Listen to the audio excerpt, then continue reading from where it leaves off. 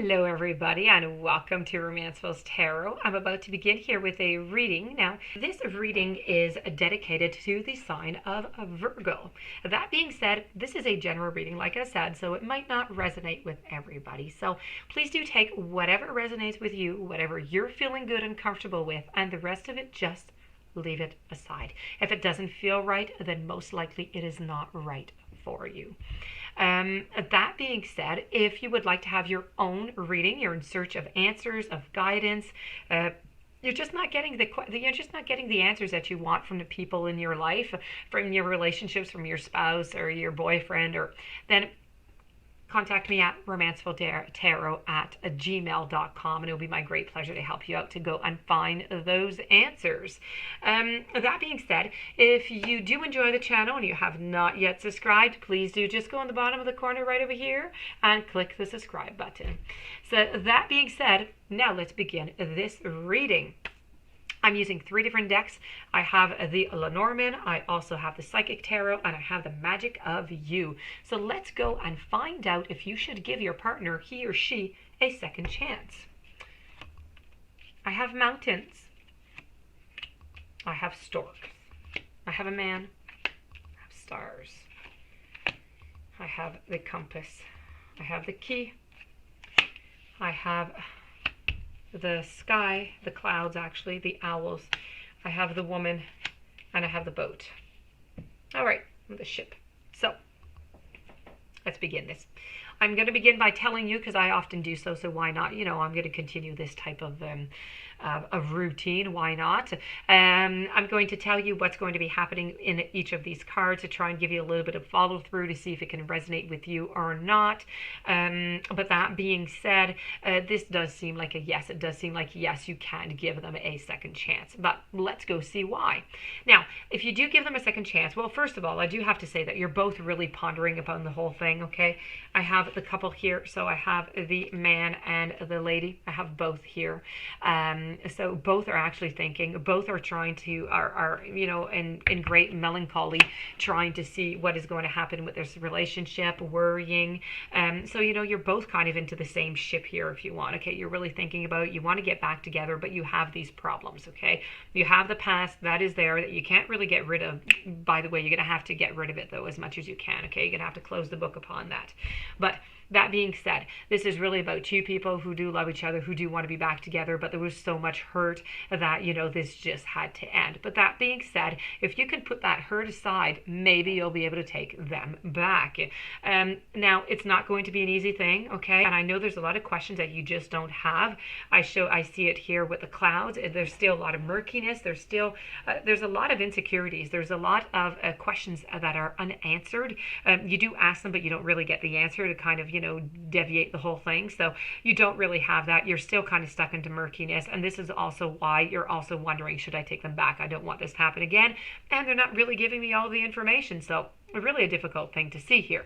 Now, that being said, I do have to say that I know that, you know, you're thinking about it, you're wishing it, this is what you'd like to have, this is what they would like to have. And you know what? In this whole situation here, you're the one who's going to have the key at the very end, who's going to decide what is going to be happening into this relationship. You're the one who has the key to say, I'm locking the door to my heart, or I am unlocking it for you, okay? So remember that you're the one who has the upper hand into this situation, because they are the ones that are coming back. They're the ones who need forgiveness. They're the ones who want to come back. So you're the one who can set out the game plan. Okay, so if you do take them back, please do make sure that everything that went wrong does have a plan of action, so it doesn't happen again. Okay. So there's no resentment, there's nothing left of the path, and so that cycle doesn't come back, because those cycles tend to come back over and over and over again because we don't really settle the past. So make sure that is done. I know that for the future, you don't really know where you're going. I can't really tell you neither. It is really quite unsure. The compass is here, but it's not really giving me the message. I just know that you're both kind of looking where to go into the future. I know that, you're going to be going into the same direction for a little amount of time, a little voyage. Are you going to be going into the same direction forever? Well, that is going to be left to see into future readings. But that being said, I do have the mountains who are depicting that there are going to be some challenges. There's going to be, an up. It's going to be a progressive, relationship. It's going to go back. The trust is going to gain itself back, but very slowly. So you need to go baby steps, baby steps, baby steps. A lot of patience. I can't stress that enough. You need to have a lot of patience.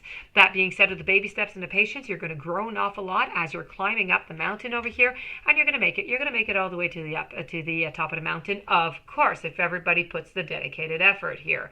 And you should make it all the way up to the top, and you'll be quite happy about the success of all of that. I do feel as though two things here. You're going to be moving in the springtime. There's something happening. There's a movement happening there, and I do feel like you do need to still keep. You need to be a little bit wiser this time. You need to just make sure the signs, if ever anything does come back again, at least you'll be able to recognize them. But you have to be open to see them. And that is not saying not to trust them. Just be open to what is happening and see what is happening around you. Use your owl eyes, They have really big eyes to see everything. So use those owl eyes to try and see everything around you. And it will be easier for you to control the whole situation and where you're going with all of this. So we're going to go see the Oracle cards. The Oracle cards say, spread your wings. So this is about expansion, it's about freedom, it's about confinement, but it's also about decisions. So energies of expansion are all around you right now, and because of this, you may be feeling restless and uncertain. Your mind and soul are ready to soar, but you may feel confined by certain relationships or certain aspects of them. Although they may be comfortable and they may feel safe, it's possible that they don't quite fulfill your needs. Even the desire to be in a relationship can be restricting because it becomes your focus and you forget to live your life to the fullest. So sometimes when you think that you have all that you could ever want, you realize that you now want something else. Perhaps a relationship has grown a little too restricting or is not exciting enough, or maybe it is no longer meets your needs as your needs have evolved and changed. What will it take to allow you to feel unrestrained and joyful? Listen to your heart, and what do you really want? Remember to make any needed changes with love and compassion.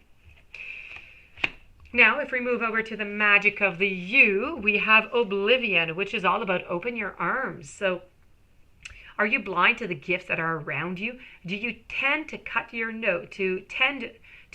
nose off to spite your face?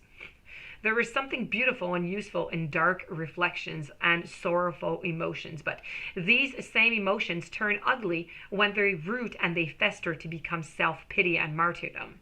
Now, the flowers here, on her back, are waiting for when you are ready, but do not let them die. Do not let everyone know what is going on in your head. It is time to keep up appearances. There is great beauty and gifts around you, but you are turning your back to them.